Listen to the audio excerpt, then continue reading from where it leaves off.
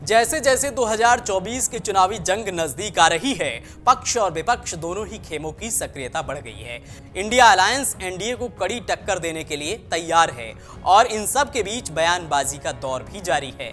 NCP नेता शरद पवार ने विपक्षी दलों के गठबंधन इंडिया ब्लॉक के पीएम उम्मीदवार पर बरकरार सस्पेंस के मुद्दे पर बड़ा बयान दिया है। उन्होंने कहा कि अगर कोई चेहरा पेश न किया जाए तो फर्क नहीं पड़ेगा। पवार ने कहा कि अगर कोई चेहरा सामने नहीं रखा जाए तो कोई परिणाम नहीं निकलता, ऐसी धारणा सही नहीं है। उन्होंने 1977 के आम चुनाव के बाद मोरारजी देसाई के प्रधानमंत्री बनने का भी जिक्र किया। महाराष्ट्र के पूर्व मुख्यमंत्री और केंद्रीय कृषि मंत्री रह चुके शरद पवार ने कहा, अगर 2024 के लोकसभा चुनाव से पहले इंडिया ब्लॉक में शामिल दलों की तरफ से प्रधानमंत्री पद के लिए उम्मीदवार घोषित ना किया जाए तो इसका कोई खामियाजा नहीं भुगतना होगा। 1977 के चुनाव को याद करते हुए राष्ट्रीय कांग्रेस पार्टी एनसीपी के अध्यक्ष ने कहा कि 1977 के चुनाव में पीएम के लिए कोई चेहरा पेश नहीं किया गया था। बाद में मोरारजी देसाई प्रधानमंत्री चुने गए थे। चुनाव से पहले और देसाई के नाम पर कोई चर्चा नहीं हो रही थी। उन्होंने कहा कि सत्ताधारी दल को चुनौती देने के लिए एक नई पार्टी अस्तित्व में आई है।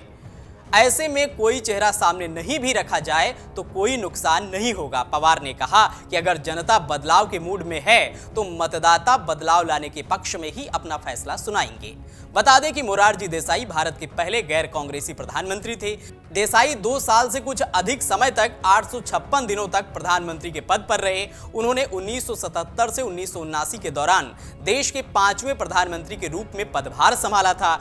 1975 के आपातकाल के दौरान जनता पार्टी के नेतृत्व वाली सरकार का नेतृत्व करने वाले मोरारजी देसाई कार्यकाल पूरा नहीं कर सके थे। दरअसल जैसे जैसे 2022 का लोकसभा चुनाव नजदीक आ रहा है, भारत के राजनीतिक परिदृश्य में महत्वपूर्ण फेरबदल हो रहा है।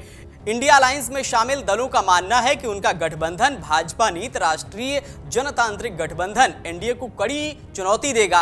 हाल ही में हुई इंडिया ब्लॉक की चौथी बैठक में पीएम पद के चेहरे के रूप में कांग्रेस पार्टी के राष्ट्रीय अध्यक्ष मल्लिकार्जुन खड़गे का नाम सामने आया था। गठबंधन में शामिल 2 मुख्यमंत्रियों ममता बनर्जी और अरविंद केजरीवाल ने भी प्रस्ताव का समर्थन किया था।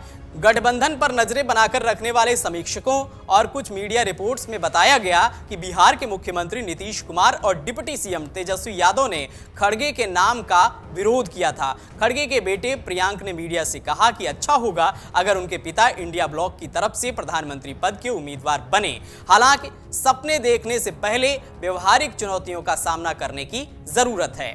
खड़गे ने कहा था कि हमें पहले कांग्रेस की 200 से 250 सीटें जीतनी होंगी। इसके साथ ही हमें इंडिया गठबंधन के सदस्यों के साथ मिलकर अनुकूल माहौल बनाना होगा। हमें सुनिश्चित करना होगा कि दूसरे दलों की तुलना में कांग्रेस के उम्मीदवार अधिक से अधिक संख्या में जीतें। बाकी सवालों पर सीट जीतने के बाद विचार होगा। अटकलों के बीच ये जानना भी दिलचस्प है कि मल्लिकार्जुन खड़गे की प्रतिक्रिया तटस्थ रही है। उन्होंने कहा कि मैं वंचितों के लिए काम करता हूं, पहले जीत दर्ज करनी है, उसके बाद इन मुद्दों पर विचार किया जाएगा। उन्हें पद की लालसा नहीं है, पहले जीतना है। प्रधानमंत्री कौन होगा ये बाद में तय किया जाएगा। अगर आप ये वीडियो YouTube पर देख रहे हैं तो हमारे चैनल को सब्सक्राइब करें और बेल आइकन को दबाना ना भूलें। अगर आप Facebook पर ये वीडियो देख रहे हैं तो हमारे पेज को लाइक करें।